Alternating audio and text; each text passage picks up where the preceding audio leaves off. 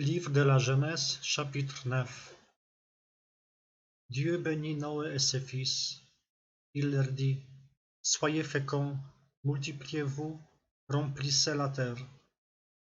Vous serez la crainte et la terreur de tous les animaux de la terre, de tous les oiseaux du ciel, de tout ce qui va et vient sur le sol, et de tous les poissons de la mer. Ils sont livrés entre vos mains. Tout ce qui va et vient, tout ce qui vit sera votre nourriture. Comme je vous avais donné l'herbe verte, je vous donne tout cela. Mais avec la chair, vous ne mangerez pas les principes de vie, c'est-à-dire le sang.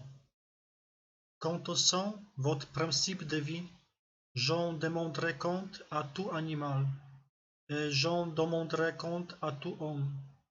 À chacun, je demanderai compte de la vie de l'homme son frère.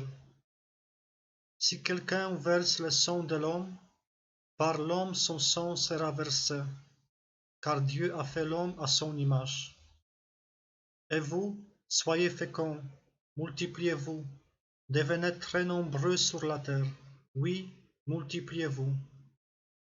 Dieu dit encore à Noé et à ses fils: Voici que moi, j'établis mon alliance avec vous, avec votre descendance après vous, et avec tous les êtres vivants qui sont avec vous, les oiseaux, les bétails, toutes les bêtes de la terre, tout ce qui est sorti de l'arche.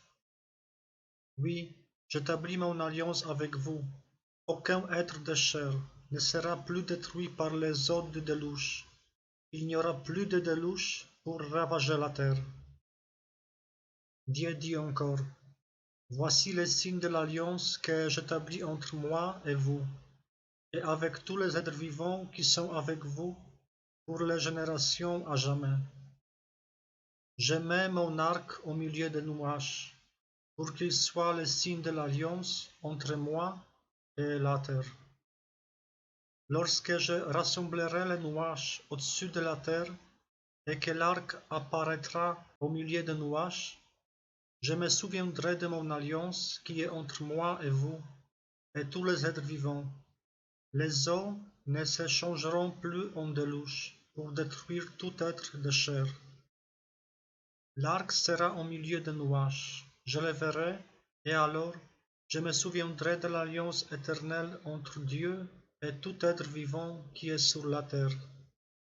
Dieu dit à Noé: Voilà les signes de l'alliance que j'établis entre moi et tout être de chair qui est sur la terre.